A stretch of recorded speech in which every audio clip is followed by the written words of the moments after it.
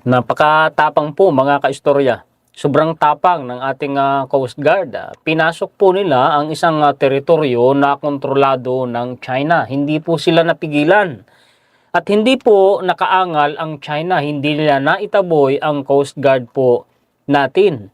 Sabi po mga kaistorya ng isang American security expert, ang Philippine Coast Guard daw po ang pinakamatapang na Coast Guard sa buong mundo. Para sa akin po mga kaistorya, kung tapang lamang pag-uusapan, wala na pong hihigit pa sa tapang po ng mga Pilipino. At sabi pa po sa balita, ang Coast Guard daw po natin ay talagang tinututukan. Pinalalakas po ni PBBM. Ang sabi sa balita, ang Philippine Coast Guard daw po ay magiging pinakamalakas na Coast Guard sa buong Southeast Asia. Dahil po yan sa ginawang aksyon ni PBBM na inuumpisahan na po ng kanyang administrasyon. Yan po ang pag-uusapan natin ngayon mga kaistorya. Pakishare po at pakilike. PCG, the bravest Coast Guard in the world. Si Ray Powell, mga kaistorya, isang kilalang American security expert po ang nagsabi niyan. Maritime security expert Ray Powell hailed. Pinuri niya ang Philippine Coast Guard at tinawag po niya mga kaistorya na pinakamatapang na Coast Guard sa buong mundo sa gitna ng tension umano sa West Philippine Sea. I believe, sabi niya, with all sincerity that there's no braver Coast Guard in the world than the Philippine Coast Guard. Naniniwala raw po mga kaistorya, si Ray Powell, na wala nang ibang mas matapang pa sa Coast Guard ng Pilipinas. Wala na raw. Pilipinas daw po talaga mga kaistorya, yung Coast Guard natin ang pinakamatapang. He cited the PCG's devotion, resilience, professionalism, and courage in the face of frequent confrontations with Chinese Coast Guard vessels and maritime militia in disputed waters. Alam nyo kasi, nasa dugo ng Pilipino yung tapang natin Kasi sa history ba naman ng Pilipinas, ilan bang dayuhan, ilan bang banyaga ang nanakop sa Pilipinas? Una ay Kastila, pangalawa ay Hapon, at pangatlo, Amerikano. Lahat po yan nilabanan natin mga kaistorya. Kaya ang tapang ng Pilipino, subok po talaga. Hindi nga ba't gigil na tayo sa China Ang sabi dito, Colonel Ray Powell is right. Philippines Military News Updates. Ang sabi, Colonel pa yung ranggo niya, mga kaistorya.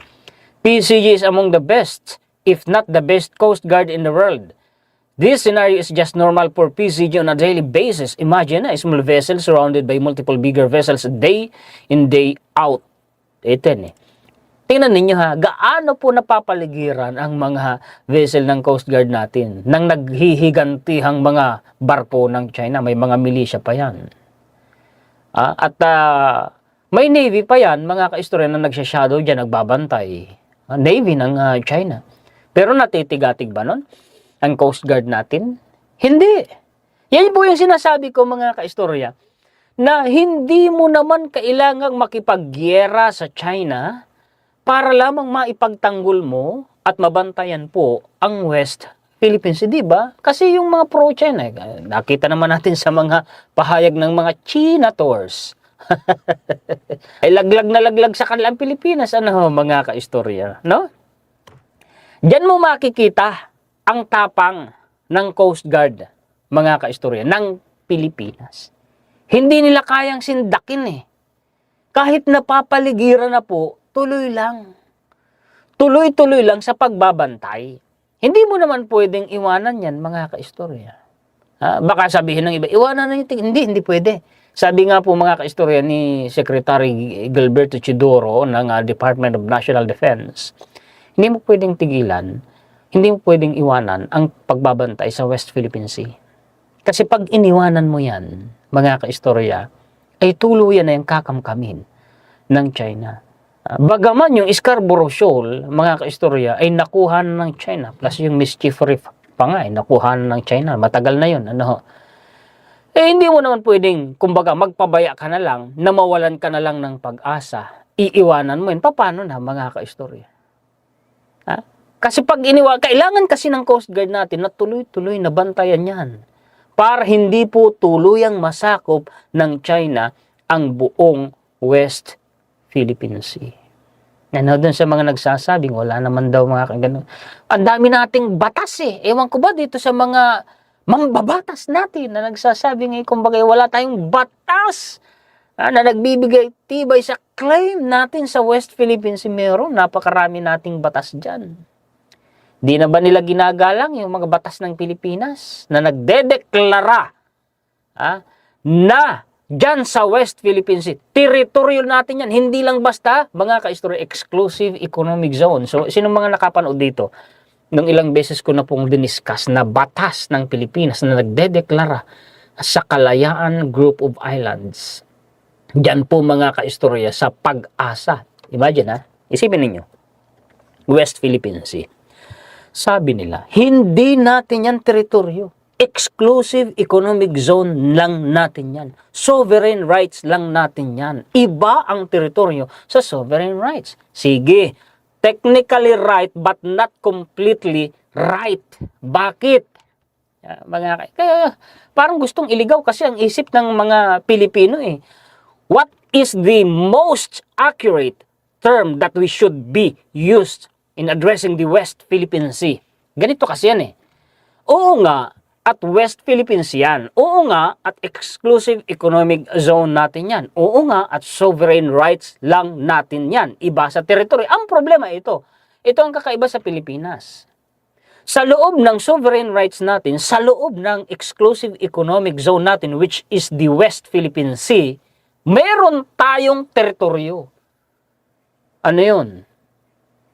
Yun ang lamang Pag-asa Island eh. Deklarado, batas, through the executive order, mga ka-istorya, na ginawa ni Marcos Sr., deklaradong ang Pag-asa Island teritoryo ng Pilipinas, bahagi ng Kalayaan Island Group na bibilang sa probinsya ng Palawan. Di ba nire-respeto yun ng mga mambabatas natin na Chinator? Ang masakla pa ito. Base po mga ka-istorya sa Article 12 of the National 1987 Constitution, the National Economy and Patrimony, Section 2, Paragraph 2. Ang sovereign rights daw natin, ang karagatan daw natin, ang exclusive economic zone natin, exclusively dapat mga Pilipino lamang ang nakikinabang dyan. Batas yan may mga Chinator tayo dyan na alam nila ang batas. Ang sabi doon, ang Estado dapat protektahan yan. Pag sinabi mong Estado, head of the country, which is the government. Yung mga Chinator natin, bahagi ng gobyerno yan. Ibig sabihin, mga ka-istorya, kung elected official pa sila, may mandato sila at may tungkulin sila na protektahan ang exclusive economic zone natin, ang karagatan natin, ang sovereign rights natin, at tiyakin nila exclusively na mga Pilipino lamang ang nakikinabang dyan. Dapat walang halong Chinese na illegal na nagnanakaw ng mga likas na yaman sa West Philippine Sea. Nakalagay yun, konstitusyon yun alam nila yan. Kung mapanood nila ako, alam nila yan eh. Hindi ako eksperto, mas eksperto pa nga sila, pero bakit ako simpleng vlogger lang, alam ko sila pa kaya, bakit di nila sinasabi sa mga Pilipino? Di po ba, mga ka-istorya? Bakit di nila sinasabi yan sa mga Pilipino? Kabaliktaran pa ang sinasabi, parang hinahanapan pa ng butas. Diba? Ba't din na sabihin sa mga Pilipino, yung sinasabi ko, kasi yun ang totoo. Imagine that, nasa Constitution natin. And imagine this, the Constitution is the highest law of the land. Pinakamataas na batas ng Pilipinas po yun, mga ka-istorya. Alam nila yan, imposibleng. Uulitin ko yung sinasabi ko. Ako nga na simpleng vlogger lang, alam ko eh. Sila pa kaya? Di po ba? Di ba, mga ka-istorya? Okay. Balik tayo sa topic, mga alam niyo, pinapalakpakan ko po ang Philippine Coast Guard. Kudos po sa inyo. Kung tayo mga ka-istorya, nagkukukukot na yung damdamin natin, lalong mas mahirap ang pagpipigil ng galit ng ating Coast Guard at kasundaluhan sa araw-araw na nai-encounter po nila dyan sa West Philippines. Kaya kung pwede, suportahan natin, wag na po nating batikusin pa. Palakpakan natin, i-promote pa nga dapat natin sila, mga ka-istorya, para naman mga ka-istorya, ma-uplift yung kanilang spirit at lalo silang ma-inspire. Sabi rito, balita ito, November 2, 2025. Salamat po ulit sa nagbigay ho ng midnight snack. Actually, sabi ko sa misis ko kanina, magbibili tayo pagkatapos kong mag-vlog. Kasi alam nyo, hindi ako kumakain mga kaistorya ng yung biglaan. Kasi ako po ay may hyperacidity. Kailangan, kunti-kunti lang kain ko, pero dapat mayat maya. Pero minsan napaparami. No braver Coast Guard than PCG. Wala raw ibang mas matapang sa Coast Guard natin Ha? Pilipinas na nga, Pilipino na nga ang pinakamatapang. For an American maritime security expert, there is no braver Coast Guard in the world than the Philippine Coast Guard. Ray Powell, isa din pala itong sundalo, Colonel Security expert yan. American security expert. Ray Powell, director of the Sea Light Initiative of the Gordon Nutt Center for National Security Innovation at Stanford University said, it is offensive for the PCG to be singled out in an attack clearly referencing our lawmakers' call for its abolition. Nakaw, kilala ko yan. Ito yung maka-China din ba itong congressman? Ito congressman yan. Sino yan? Si Kiko Barsaga. Meow. Nanawagan. Nagsalita siya na i-abolish ang Philippine Coast Guard. What? What? Are you favoring with China? Hindi mo ba alam na ang Philippine Coast Guard ay itinuturing na first line of defense ng Pilipinas? Tapos tatanggalin mo yan? I-abolish mo yan? Klaseng utak meron ka, saan mo pinulot yung ideya mo? Di ba? There is no other Coast Guard that faces overwhelming odds with the devotion, with the resilience, with the professionalism, with the courage of Philippine Coast Guard does. Salamat! Sabi dito, controversial Cavite 4th District Representative Francisco Barzaga Jr. na kinasuhan po ni Enrique Razon ng libel na hinihingian ng danyos na 110 million pesos pagkatapos later on nagsabi kay Montulfo Umano na siya naman ay willing mag-apologize kay Enrique Razon. What? Sabi niya daw ni Kiko, Kiko Barzaga dito earlier called for the PCG's abolition for supposedly being a waste of government funds. Nagsasayang lang daw tayo ng pera sa Coast Guard natin. Saan mo pinulot yan? Tanggalin mo yan, magtatagumpay na ang China. So kanino ka pumapabor? Sa China o sa Pilipinas? Di ba mga kaistorya? Ano na tayo? Oo. Kaya nga sabi ko mga kaistorya, ang hirap mong mahalin Pilipinas. Ang bigat mong ipagtanggol. Why? Habang ipinagtatanggol po natin at minamahal natin ang Pilipinas, ang nakakalaban natin, kapwa natin, mga Pilipino. Nakakalungkot, di ba? Nakakalungkot na nakakainis. Focus na lang po tayo dito sa positive side. Kasi nadadala na naman ako ng aking damdamin mga kaistorya. PCG to become the most powerful Coast Guard in sea ng Southeast Asia, mga kaistorya. Gavan. Napakaganda nito. Ang Philippine Coast Guard umano ay magiging pinakamalakas na Coast Guard sa buong Southeast Asia. In the span of 5 to 7 years, the Philippines is poised to become the strongest Coast Guard in Southeast Asia, according to Admiral Rooney Hill Gavan, the commandant of the Philippine Coast Guard. Gavan on Monday said, at least, ito totoo ito. Pinunduhan ito, tinulungan tayo dito ng France, mga ka-Esther. Tingnan ninyo. Magtataka ka nga, mga ka-Esther, kung papaano ni PBBM nakuha ang simpatya ng mga superpower at mga first world countries. Isipin ninyo, France. Ilan ito, mga ka-Istorya? 46 vessels ito. Para saan? Para sa Coast Guard natin, mga ka-Istorya. Actually, ano yan 5 yan. 5 po yan, mga ka-Istorya, na kasinlaki ng BRP Teresa Magbanwa. Ang pinaka flagship na na vessel po, barko ng Coast Guard, 5 yun. At 40 units, 40 barko na 35 meter naman ang haba. Mula po yan mga kaistorya sa France. Ayun, no? Yan yun mga kaistorya. Dami niyan, isipin ninyo. 45 vessels o 46. Napakarami. Biglaan sa isang administrasyon lamang nagawa nila yan. Imagine, mula sa tatay ni PBBM hanggang ngayon sa kanyang administrasyon.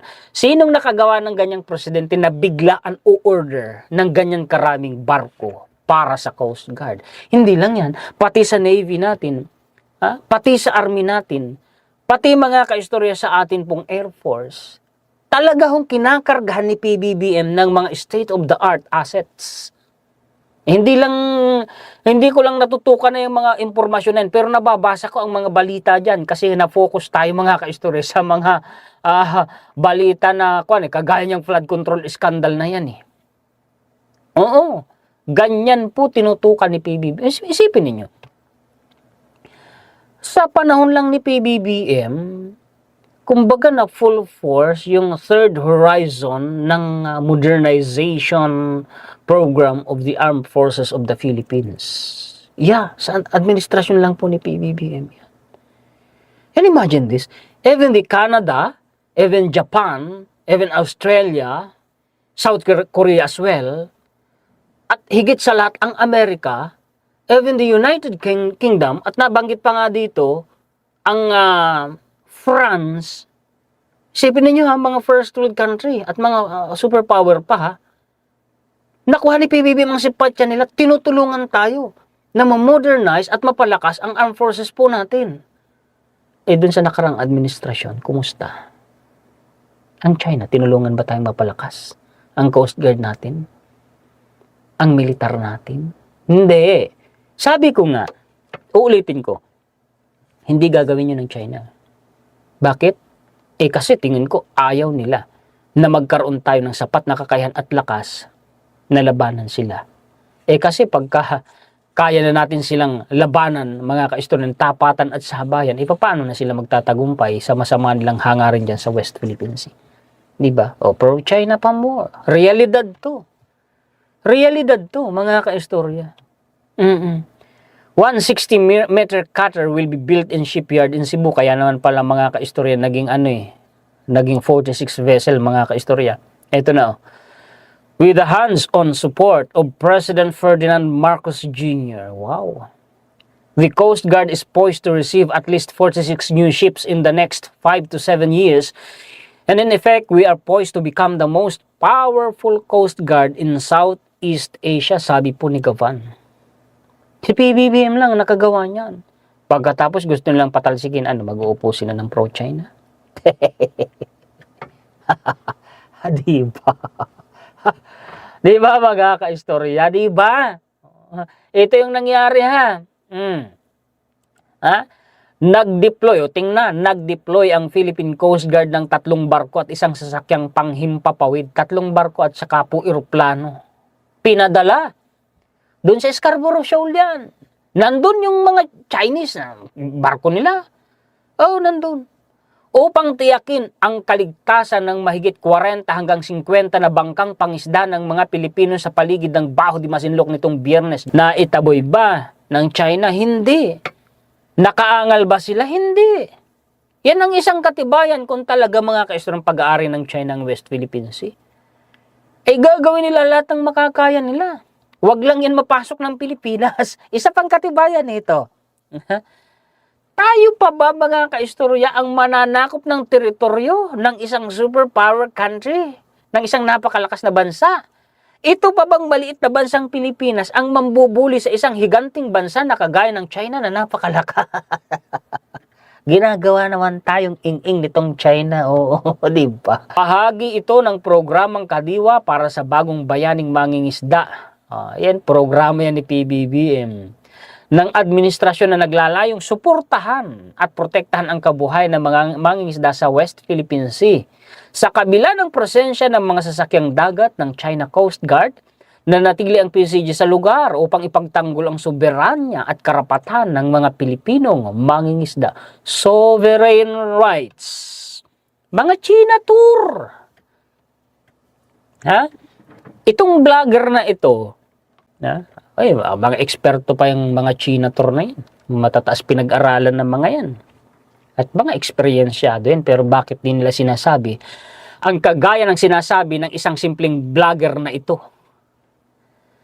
Sovereign rights sa konstitusyon natin ang sinasabi po roon. Exclusively, pag sinabi mo exclusively, tanging Pilipino lamang ang dapat makinabang sa mga likas na yamang nandyan sa West Philippine Sea. Malinaw po yun. Hindi po dapat kasama ang China. Malinaw yun. Mandato nila yan bilang bahagi ng gobyerno, mataas na opisyal ng gobyerno. Imagine that. Chinator. May tungkulin sila. Ipagtanggol, bantayan ang teritoryo, ang exclusive economic zone, ang sovereign rights ng Pilipinas. Ginagawa ba nila? Sa mga sinasabi nga nila, pumapabor pa sila sa China eh. Ito po, mga ka-istorya yung ginawa ng Coast Guard natin. Mabuhay po kayo. Philippine Coast Guard, kudos sa inyong lahat. Maraming salamat sa pagbabantay ninyo sa West Philippine Sea.